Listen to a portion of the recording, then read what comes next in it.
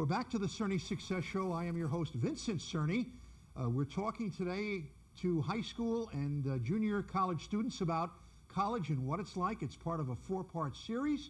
And here to talk about etiquette and protocol is a certified specialist and professional speaker and an old friend of the Cerny Success Show, Barbara Bergstrom. Barbara, welcome back.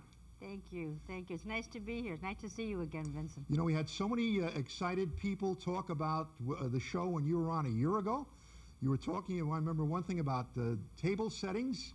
Right. And we're going to talk about it a little later, but you mentioned a point about solids go on the left, like your bread and your butter is on the left and liquids on the right. That's right. Wine and water. And an executive from a local major company was at a big meeting a few weeks later and said there was about 8 people sitting around the table, and the question was brought up, should the bread be on the left or the right? And he says, oh, I heard it on the Cerny Success Show from an expert that the solids are on the left and the liquids are on the right. So that's how everybody knows. It's easy to remember. Etiquette and protocol aren't as difficult as one might think. No, they aren't, and they're a lot of fun. And it's very, very important, and more so today than anything else, because people need those extra social skills to achieve success. It's not strictly academics, working like a machine with machines. You have to be a people person and get involved and make the right moves. Now, you're from Chicago originally. You live in beautiful Central Florida. What brought you to Central Florida, and what got you involved in speaking about etiquette and protocol? Well, I was raised in private schools all of my life and had etiquette training round the clock. And then in today's society, I found that some of the young people, particularly young people, and young business people are lacking in some of the social skills that are necessary to succeed.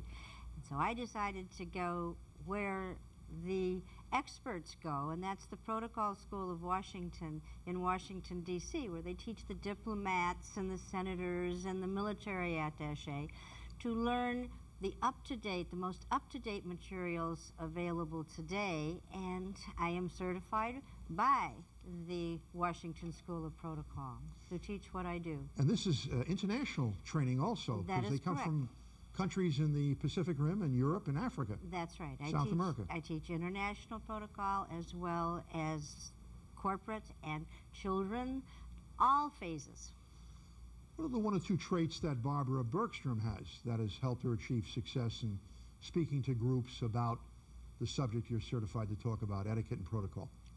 One of the things I like to take with me sometimes to my seminars is the talking feather. You know what the talking feather is? Talking feather? Yes, the talking feather. The Indians used to sit around the campfire, and the one that was able to talk and had the floor at that time would hold the feather. And when he was finished, he would pass it to the next person, and they could talk. Now, today it applies because so many people interrupt each other. And I always think if I want to get in there and say something, I sit back and I listen, because after I listen, I find that what I have to say is much more important because I've taken all the facts in rather than jumping right in and giving my opinion. So I always try to remember someone else has the talking feather. Well, that's a good point. Bob Popick, who I've quoted many times,